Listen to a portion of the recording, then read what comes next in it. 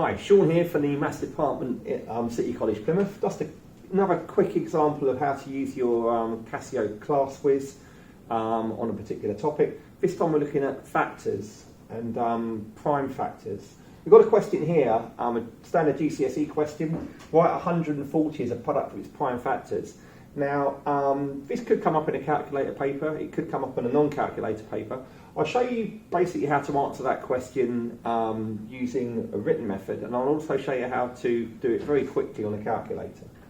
So, if I've got 140, if I want to find out what numbers multiply together to give that, what prime factors multiply to give that, we're going to break it into chunks.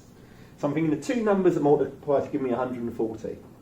I can choose any numbers I want. I'll choose 2 and 70. Now, 2 is a prime number, so I'm going to put a circle around that, and we'll keep going again. Okay, so I want two numbers that multiply to give 70 now.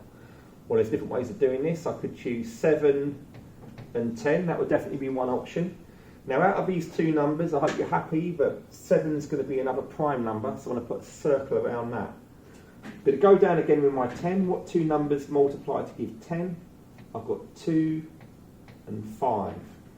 Now, 2 is a prime number, I can put a circle around that, and 5 is also a prime number, I can put a circle around that. Just to remind you on prime numbers, a prime number has only got two factors, one and itself. Okay, so all these numbers I circled are all prime numbers.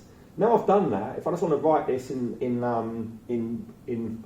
as a product of its primes 140, I'm just going to write these numbers down. So I'm going to write 2 times 2 times 5 times 7, and that would be my answer. But I could also simplify it slightly, because 2 times 2 is obviously 2 to the power of 2, multiplied by 5, multiplied by 7.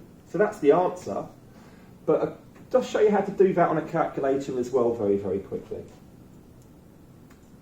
Very quickly, much quicker than doing it this method.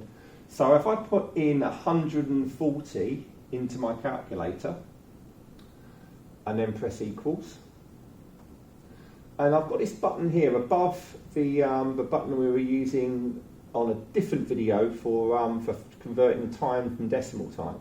Now if we press shift and press that button, that answer comes up, exactly what we've just been doing over here. So it's just a quick trick. You can get that answer straight away on a calculator paper by pressing shift and that fact button on your calculator. It will give you the answer as a product of its primes straight away. So another handy tip there if you want to use it.